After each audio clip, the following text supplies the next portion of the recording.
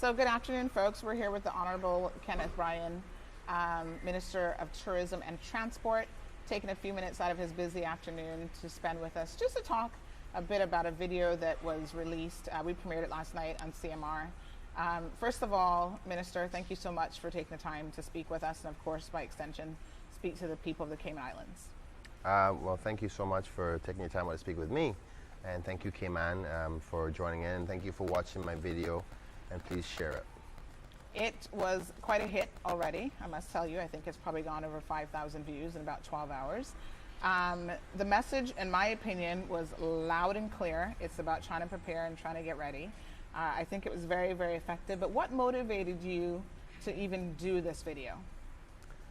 I think it's the anxiety of everybody after we firstly reported the first positive in many, many months. And as the Minister for Tourism, obviously my responsibility is to try to get the tourism industry back up and going, but doing it in a safe way. And I saw that with the anxiety levels and the nervousness of the people, you can't leave your people behind. You don't want to make a decision to say, we're going to open regardless of what people think.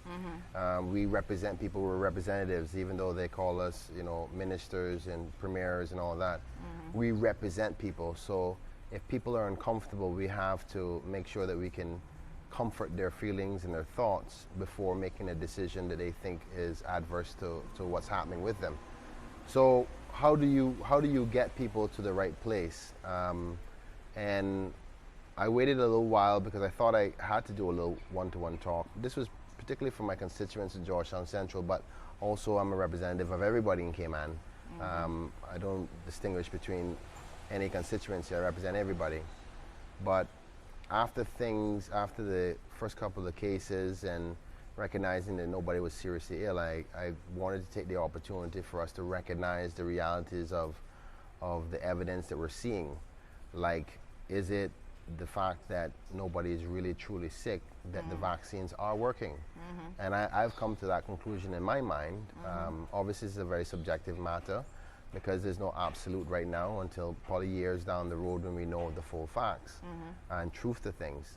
But I think that is what it is. And if we continue the necessary measures to protect ourselves and adjust our behaviors as humans, to be more proactive and staying away from the risky areas, like keep your hands clean, eat well, keep your immune systems going, and take your vaccine if you're a person who supports that. I think all of these things together can give us the comfort level within ourselves to move forward.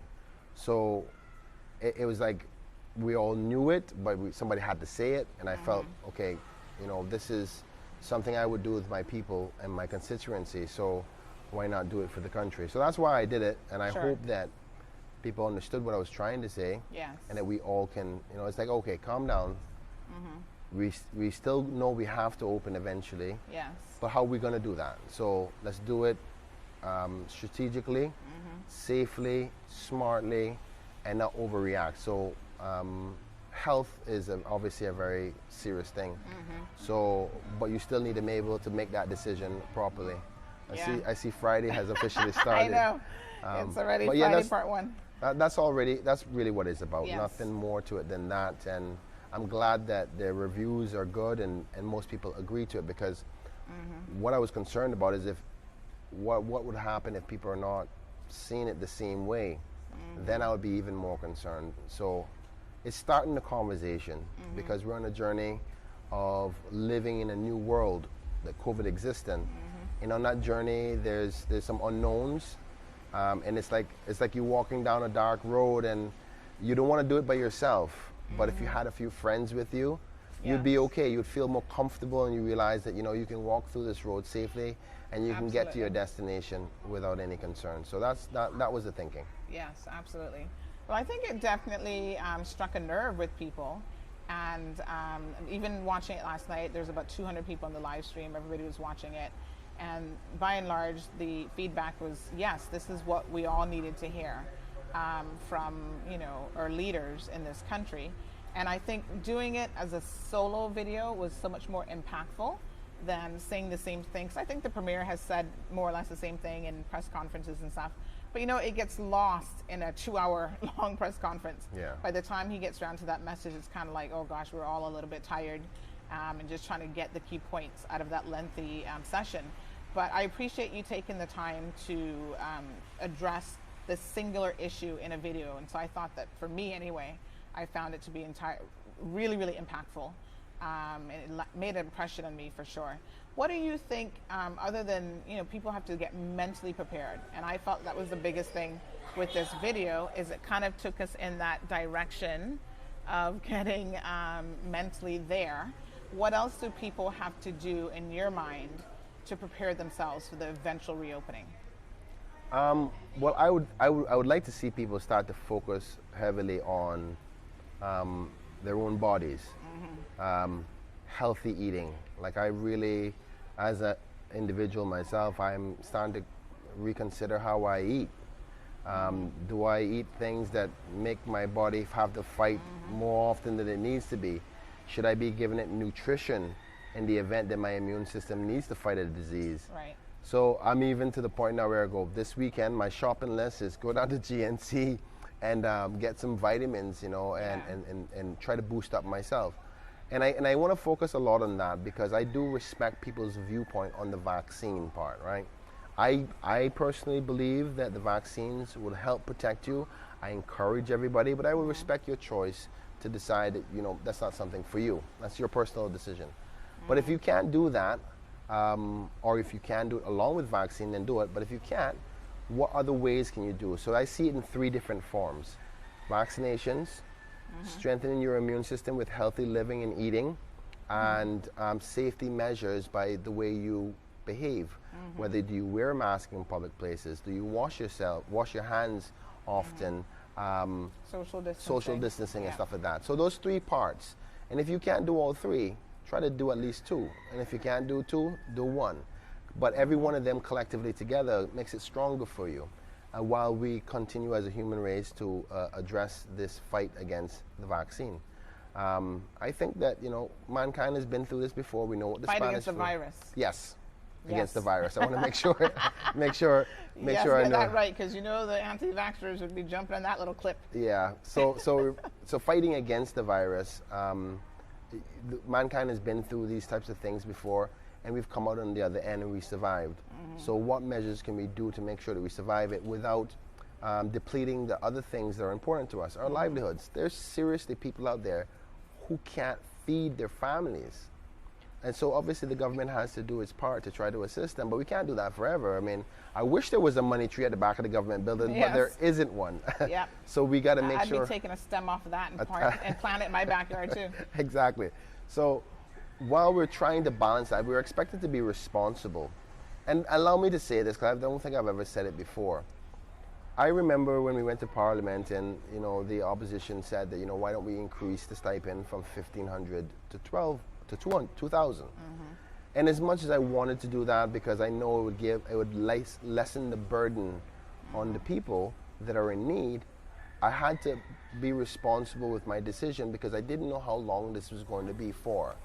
And the next generation isn't going to be asking, or they're going to be asking, well, what did we do with the responsibility with our monies and our finances that caused you that we're in debt today, having to pay high taxes? So I'm at the same time trying to get people back to work, balance the funding available through government, and be mature with our decisions is what we're trying to do. Trust me, if we had a lot more money, I'm the type of politician, be like, $1,000 for every Caymanian, period, right? But absolutely. But that's not the real world, right? So we have to be responsible with this. So. And I like the fact that you said that during your interview, Minister Bryan, that you actually said, listen, we have to think not just about ourselves, but we are worried, obviously, about our children. And we also have to think about the debt that we're going to be leaving them behind. And to me, that really struck home, because I thought, wow, we have infrastructure debt, we're building all sorts of things, but this is something that we'd be passing on to them that is going to be, our legacy, and that wouldn't be a good thing to laden them with additional debt beyond what would be expected. So I thought that that was really, really important because the country needs to get back to normal, you know, COVID normal. It's a new normal. So it'll never be how it was before.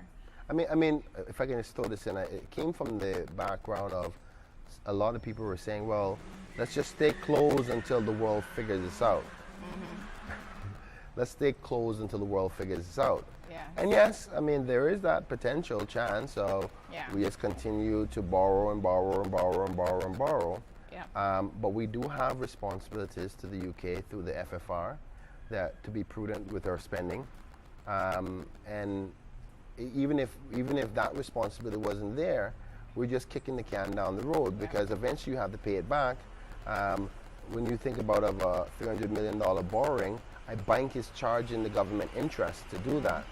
So, and the only way for you to pay that back is through taxes. Yes. And we don't want to increase custom duties or your licensing fees or, you know, duties on buying a piece of land or building a house. We don't want to do that. We want to make things cheaper, not more expensive. So we're not only thinking about today, but hopefully if this COVID can pass in a few months or in maybe a year, you know, there's some scientific research that finds that we can eradicate this thing. We want to be able to say, okay, now we can focus on moves to make it life easier. We don't want to be having to say, okay, we got to pay back all this debt that we were covering when COVID was going on. Yep. So that's what mainly I'm trying to get people to focus on, that it's not only about right now, but the future as well. Yep. And of course, the scientific data and the scientific community is essentially showing that this isn't going anywhere.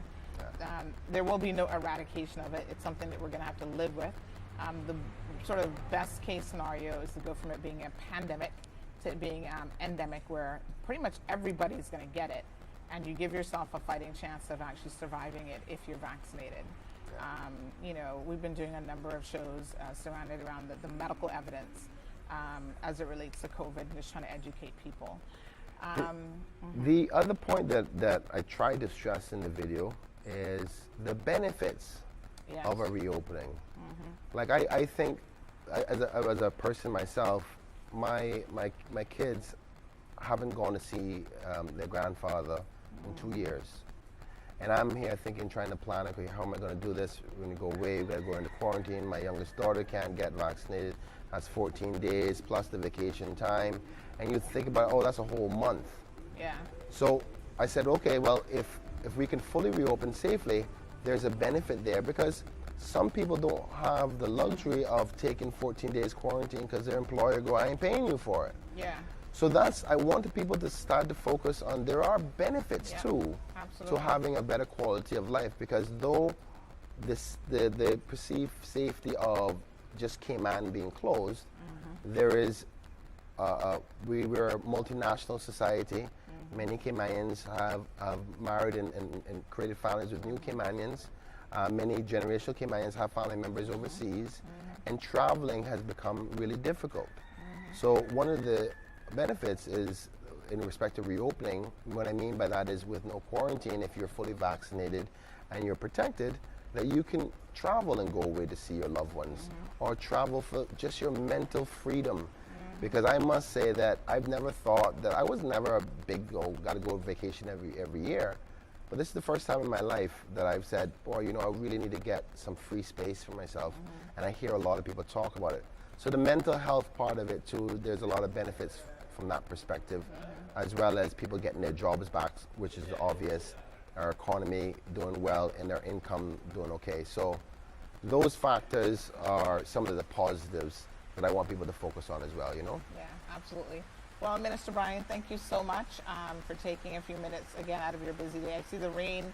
We're getting beautiful showers from above today. Blessings. And yes, we're so thankful for it. I think the plants definitely needed it.